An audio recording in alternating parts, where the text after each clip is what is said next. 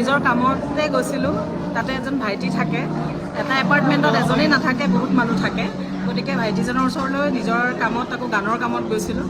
সেই ভিজুৱেলখিনিয়ে দেখিছে।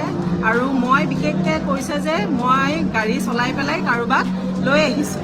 মই গাড়ী চলাবই নাজানো, কাৰণ আজিলৈকে ষ্টেৰিঙে ধৰি পোৱা নাই। মই আৰু মোৰ মানুহজন আছিলোঁ, আৰু মানুহজনে মই গানৰ কামত গৈছিলোঁ। আৰু বাহিৰত ভাইটিজন মই একেলগে কথা পাতি আছিলোঁ। তেওঁলোকে যোনে ভিজুৱেল লৈছে তেওঁলোকে দেখিছে। তেওঁলোকে মোক সুধিছিলে যে ইয়াতে মোক আহিছে নেকি, মই নাজানো, মই বেলেগ কামত আহিছোঁ বুলি। গতিকে মোৰ ফালৰ পৰা মই ক্লিয়াৰিফিকেশ্যনটোত মই এইটোৱে দিছোঁ যে মই নিজৰ কামত গৈছিলোঁ। মোৰ কোনো কাৰোৰ লগত সম্পৰ্ক নাই তেনেকুৱা ধৰণৰ মানুহখিনিৰ লগত।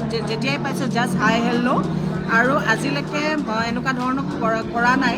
কিন্তু মোৰ দীক্ষিতা আৰু বিজুবাৰ লগত মোৰ সম্পৰ্কটো আছে, ঘৰুৱা এটা সম্পৰ্ক।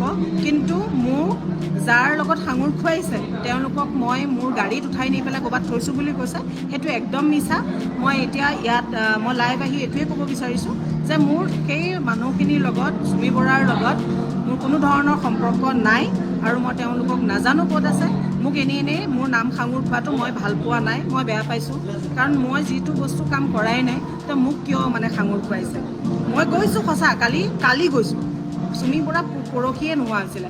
কালি মই গৈছোঁ মাত্ৰ মই বাবনৰ কাম, কাৰণ বাবনে কাম কৰে, সেইকাৰণে মই কামৰ কাৰণে গৈছিলোঁ। গতিকে মই ইয়াত ক্লিয়াৰলি কৈছোঁ যে মই কাকো ৰক্ষণাবেক্ষণ দিয়া নাই, আৰু মোৰ এইটোৰ লগত কোনো ধৰণৰ সম্পৰ্ক